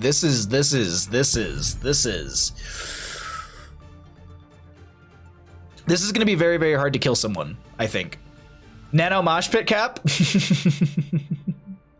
Last pick coming out from the members of Feigned Competence. This Johanna, Kerrigan, Blaze with the Uther. They themselves could use a Hanzo. Like, I think either team would have benefited greatly from a Hanzo here, but something else, maybe even just a stun on top of that. Like a Thrall might not even be bad. Okay. She does have Rain of Vengeance at level 10, or Heroic, so you could be grabbing that for an extra stun. I was just thinking of just chain CC, because Blaze often does have that, but they're going to be in the top lane, so the Rain of Vengeance might be a good way for them to capitalize on that. But the other thing to consider, too, is going to be the way they interrupt Mosh Pit and all the ways that they're going to be trying to keep Mosh Pit going, and also just the shielding they have, the break it down. Oh, this is going to be a great matchup, everyone. Chester, these poems are giving me life. I love these poems so much.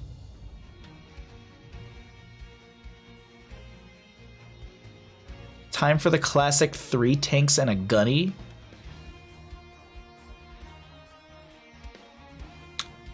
I mean, yeah, I guess it is that.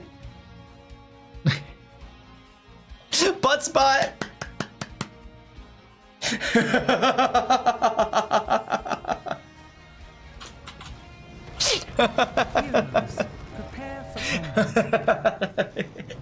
That just needs to be a command in chat now. I don't know what it will be, but dang, that needs to be a chat. On the left-hand side, we got the members of Lurk Patrol. Gunny gonna be on the Kael'thas, Hardknock on the onto the Artanis. We have Nate going to be on the ETC. Ace is going to be on the Zarya, and Ektar is going to be on the Lucio. Looks like they're a little upset that they can't chain into the rest of the friendly team.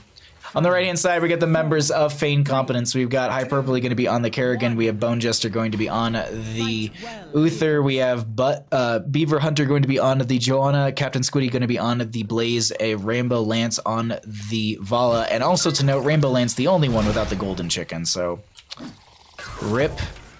Actually, there's both on both sides. I mean, granted, you know, Lucio can't have him out, but technically on each side there was one with anti-mount or with no mount synergy. Also, can we talk about Kael'thas' level 1? Chat, let's talk about Kael'thas' level 1.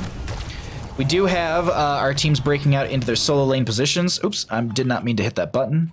I think it canceled. Okay, good, cool. We are going to be seeing just top lane Artanis to Blaze. That's what we talked about earlier. But bottom lane is going to be the jam right now as Rainbow Lane's taking quite a bit of damage. We'll peek into top lane as much as we can. This is going to be rotations and a little interrupt between those two. Let's actually get an idea of what the solo lane matchup's looking like. We're going to, as I said, like we're going to keep an eye on the members who are rotating around the map, as it looks like Uther and Vala are going to be grabbing the siege camp at the 1 minute mark immediately. But once again, they're going to be rotating straight through this bottom.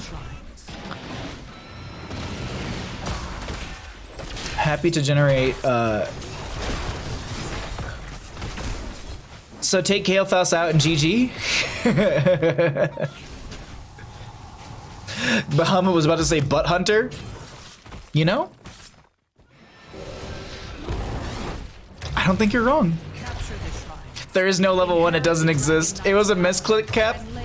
Convection Baha Rage. Got Primal Grasp onto Gunny. They're not going to get the Impale to slow them down, so they're going to be able to live right there. Janna did, excuse me, the Zarya did go into the Demolitions Expert at level 1, so you're going to be seeing them stack up the 40 grenades that they do need for that, and you'll be hearing that throughout the rest of the game. I believe there's also going to be there's other talents that they can really go into, but it's a very poke-based build with Zarya. Ace is going to be able to go ahead and grab this camp on the left-hand side, push that out through there. There's going to be the enemy team grabbing the camp in the bottom lane for Fade Competence. And now we are going to be seeing Nate going to be on the point. Artanis and Squiddy is going to Squiddy, yeah, is going to be battling it out up there. ETC and Bone Just are going to be kind of 1v1ing here as Hyperbole going to be coming in. That's going to be a great gravity lapse as well, but not going to be able to capitalize on a kill. Only 2 stacks on Convection. My intention is not to shame the person, but just to point it out. Bahamut is buttbot confirmed. No! Don't tell them the truth. People can't know. Bottom lane pressure still coming on in as they are going to have that camp. They get a little damage onto the tower right there. Also to note, Sylvanas, I believe, was banned out during our draft phase, so they don't have any sort of lockdown like that from her to be able to rush through a lane a little bit quicker. So these matchups will be a little bit slower in that right there, as this is going to be 5 up on both sides, and we have Artanis continually pushing in through this top lane. The enemy team is trying to, yeah, they're thinking about maybe making a play onto Artanis, but they're going to realize that they've been up here for quite some time. The enemy team is missing across the map, so they'll back off. Put this point to the halfway. Oh no, they thought that they could get all the way there, but they get it to the halfway point and it goes right back down. Kerrigan going to be grabbing the camp on the right hand side, Vala managing the bottom lane. Meanwhile, this is going to be the enemy team in mid, still rotating around, getting more stacks. ETC already at 10 stacks on the Proc Rocket level 1, as Harnock is almost going to get hit with the Jet Propulsion, just a little bit late on that channel right there to get the to get it over. And then Zarya realizing, hey, there's a couple people in this camp over here. I can stack my level 1 quest a little bit further. So they get 2 stacks. And they're going to be able to just mount up and get right out of there. In the bottom lane, we are going to be seeing... Wait a minute. I need to just call out Ace as well. Ace doesn't have the choo-choo mount. Shame. Anyways, we're going to be seeing the Iron Skin from Joanna. We do still have our first objective phase up and available, as this will be potential for a pickup. And you can see Ektar is wall riding and just trying to make it to mid lane. Now they want to make sure they're not going to proc anything from the wave, so they use that sound wave to force them back. Blaze going to be on the point trying to stall this out, but it's going to be contested on both sides. First Dragon Knight going to be grabbed by the members of Lurk Patrol, and they take this into top lane. Going to be trying to open this up a little bit further and help out their solo lane, potentially win this out a little bit easier, because the lane sustain, if you take out that gate, is going to be... Oh, wait, the kick over the wall.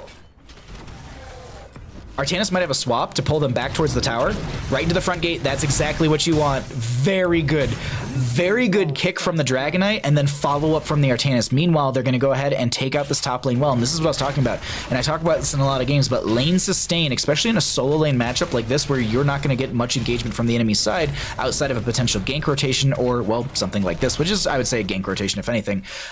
Taking this out and just making this lane a lot easier for your solo laner is going to be a huge benefit. Typically, we see Dragon Knights rotating to bottom or mid.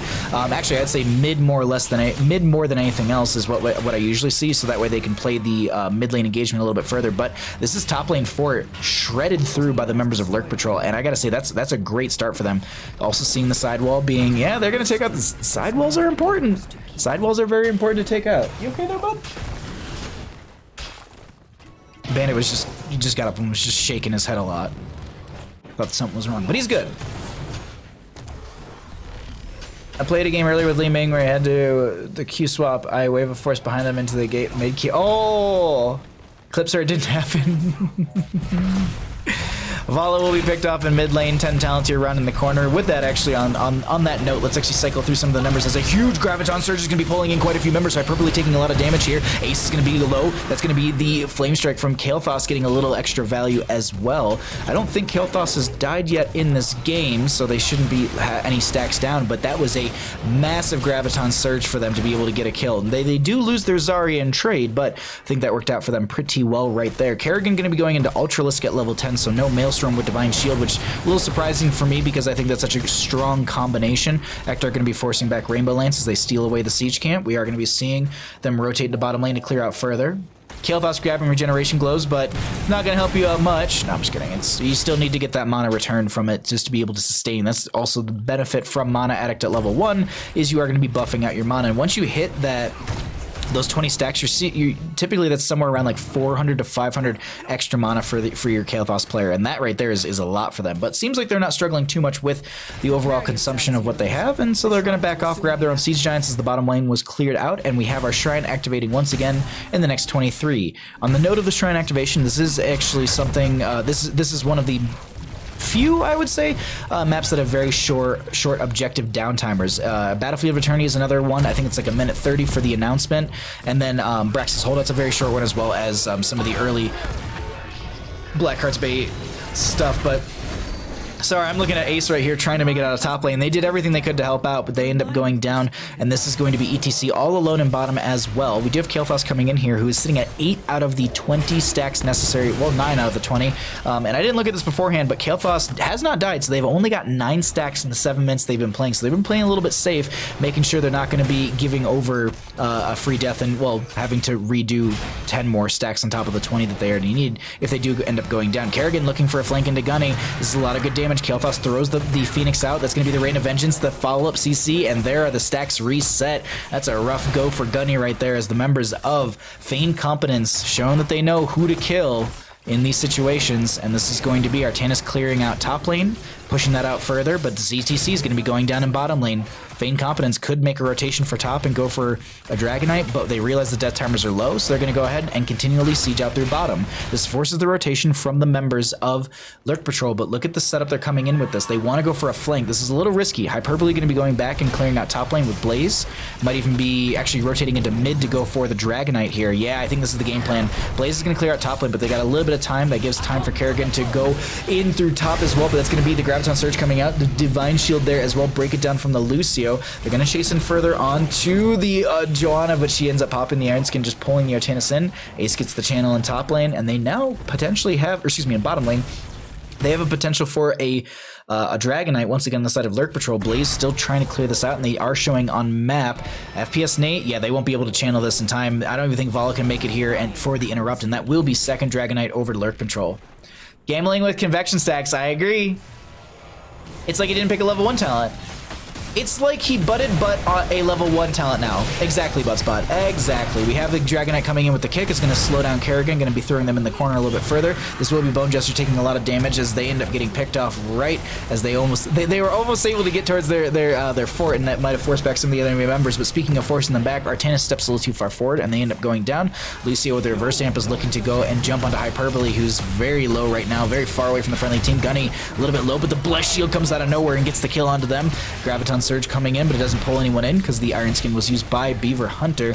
And now I think there's a kick onto Vala, which forced them into mid lane. And with 2-for-2 trade, Dragonite not getting a whole lot of value. Push off from Ektar, going to be coming into this lane a little bit faster. But Dragonite, I think they should be able to grab well here.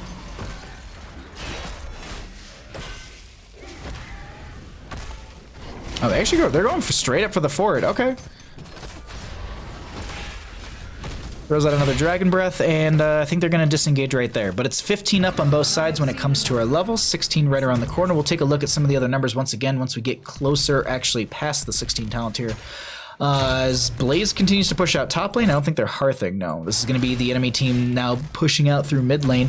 Now they see the Blazes in top, so they're going to try and play this a little aggressive because they've got 5 stacked down here. Joanna, or excuse me, Zarya, I don't know why I keep mixing them up. Zarya can make a quick rotation to join the friendly team or just continue to siege out through mid. They're going to do exactly that. Siege Giants coming in through bottom lane. They'll get a couple toss of rocks, but I think Bone Jester should be able to clear this out before they take down the fort. Granted, the enemy team could rotate and go for the clear onto that camp, or onto the fort itself, but they're going to be looking for a camp in bottom lane. That Blessed Shield, seriously, that Blessed Shield came out. They got max range off of that.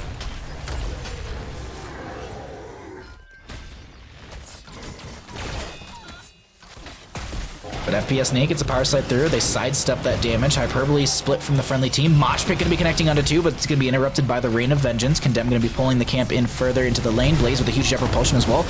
That is going to be Zarya with a Graviton Surge. Not going to be able to connect onto anyone. And we reset here. Flame Strike value coming in. They also do have the double Flame Strike coming out from Furious Sunwell. But we're 16s up. Top lane is going to be our chance clearing up there. We're kind of all over the place in this game, I'm not going to lie. We got so many things happening, but only one structure down, and that was from the first Dragonite of the game. Second Dragonite did that. First Dragonite did this. Bit of a split in what happened right there. Either way. Power slide from the ATC, looking for the Vala. Ektar gonna be chasing on in. This is gonna be Flame Strikes on the ground, not connecting onto anyone. Beaver Hunter getting a little bit low here as Blaze tries to get the jet propulsion in. Break it down from the Lucio is gonna buy some extra time. That's gonna be the combustion from the Blaze as well. A lot of damage onto one of the members, and that's gonna be Lucio going down right there. Power slide from ATC, but they've got no mosh pit for 40 seconds, 55 seconds. Jet propulsion from the Blaze finds a stun at FPS Nate as they're trying to get out. Primal Grass will grab them, but they don't get the impale on top of it. Nate is getting very low. Vala with the vault forward finds the kill onto the ETC. Beaver Hunter has the channel on this bottom lane. They could be going for the top lane as well really quickly. It looks like Blaze is going to make that rotation. Uther going to be coming in through mid lane. While that's happening, they're going to go ahead and push out bottom lane a little bit further. The Joanna is very, very low here, but they should be able to control bottom lane themselves. Blaze has the channel on top. Now, for anyone that's wondering, it is faster to channel the Dragonite than it is to channel these points. So unfortunately, Ace is not going to be able to get there in time. And that will be third Dragon of the game. First one of Feigned Competence. Graviton Surge is almost like not picking a 10 talent. The 20 upgrade. The 20 upgrade is really good though. And I think, typically I think if you're picking up Graviton Surge, you're playing around that 20 talent. 100%.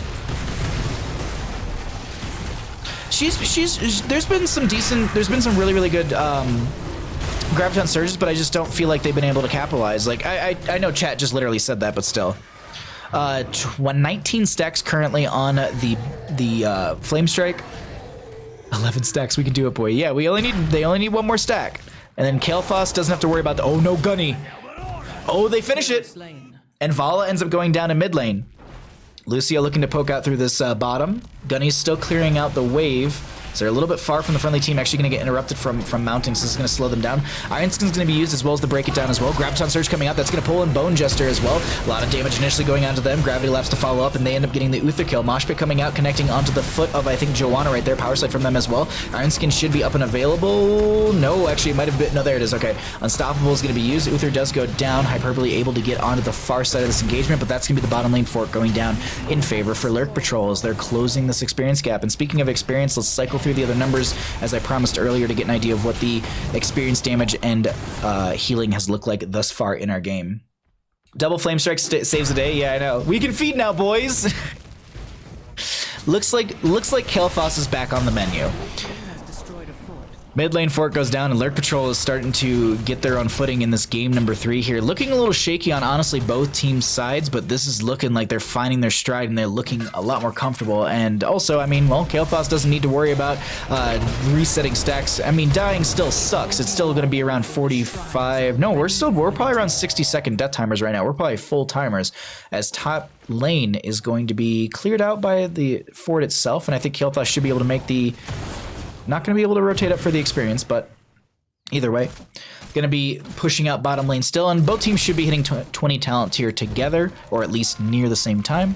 We'll be able to see those talents as they do pop up after we see all these numbers. But bottom lane camp going to be grabbed, and just putting pressure on the board as we do have our 4th objective of the game, I think, pop up. I think this is 4th Dragonite.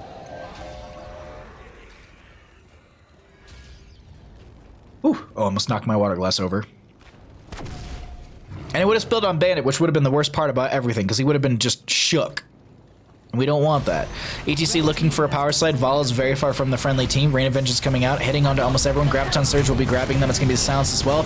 They end up going down. Vala takes a bit of a ride in the air, and that's going to be a single target pick, but still 60-second cooldown for one heroic just to be able to get a pick onto a main damage dealer for the enemy side. That's a great pickup in my opinion. That's going to be a swap going out but not connecting. Combustion was used there. That's an 80-second cooldown, but force back the enemy team. Kael'thas sitting here in mid waiting for the channel. Artanis has the channel in a second or two. Blaze is going to be coming in here. They're going to cycle actually Zarya in. I was about to say Kael'thas is the one person you probably do not want in this Dragonite, but now Lurk Patrol going to be grabbing the, I believe, 4th one of the game. Great power slide from ETC, going to be able to get the foot of Blaze, and they end up getting a pick onto them right there. Now, with this Dragonite, they're going to be looking to move through bottom lane. This does have to keep front gate. Imagine if you can trade your convection stacks to self-res like on Kael'thas. That'd be kind of cool. I feel like the stacks would have to be like 15 though. Like you're kind of saying like phylactery stacks for Kael'thas. Like I think you have to have 10 regeneration globes. I might be wrong on that. It might actually be like 12 or 15. Anyways, bottom lane keep is going to be getting really sieged in. Look at the positioning coming out from the Dragonite. They're on the far side of that keep. They're looking to end game. With 30 seconds on Blaze, they've got 4 to defend. They're looking to be able to do this. Far side of the keep, or the core, is going to be the Phoenix as well. Going to get some extra damage right there. And with all this damage coming in, I don't think they can do anything about it. And the members of Lurk Patrol bring it back in game number 3. They take the series 2-1. GG. Well played. Zoning Combustion. Pog. Excuse me, not even Pog.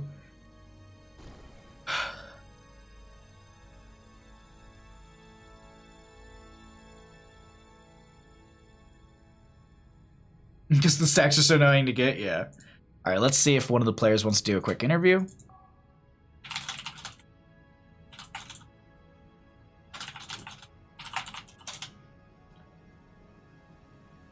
Alrighty, everyone. Don't go anywhere. We're going to be doing an interview, and then we're going to be hosting someone over. So stay tuned, and we'll get some more action in front of your faces. I knew I was in the wrong channel. Alrighty. Well, at this time, we are going to be joined by Gunny.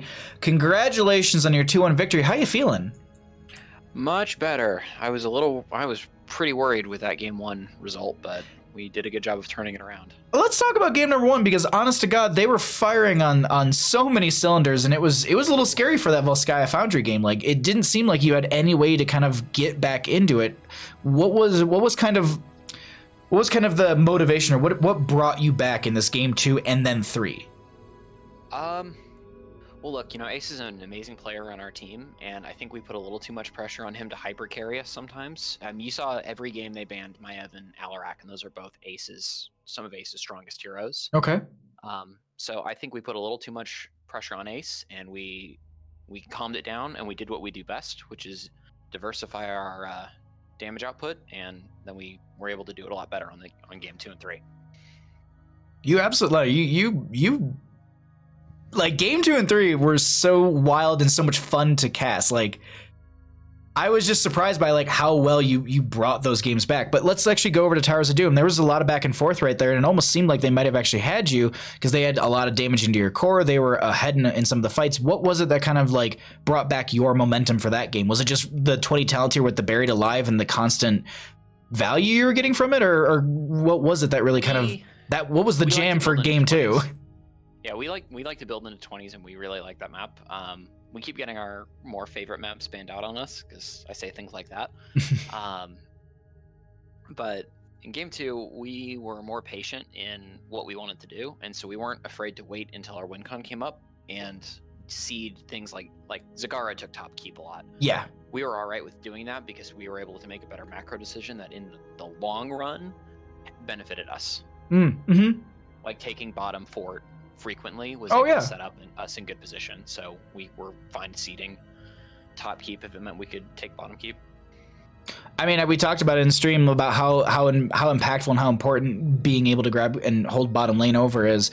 Now, going into game number 3, we have this hyper carry Kael'thas essentially. Did you feel like it was really pressured on you to kind of carry, or was it like, everyone knows their role and they kind of know how to make sure that they're keeping everyone else alive and just kind of everyone being on point, essentially.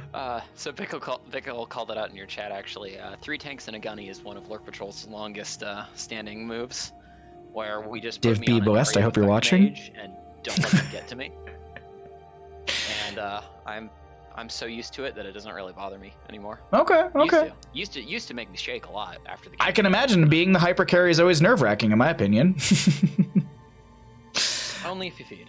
Only And, if you know, feed. That's true. That's true. That's true. But no, these games were so much fun. Thank you so much for the interview. Before I let you run out of here, any shouts that you'd like to give? The floor is all yours, my friend. I always give a shout out to all my team members that couldn't play tonight, which is my lovely wife, High Def. So I'd like to give shout outs to them and thank you for all the support and for you for picking up the cast, and I really appreciate it. My pleasure. They were wonderful games. Thank you so much for the interview. Thank you so much for the games, and I look forward to seeing you all further down in Season 8 of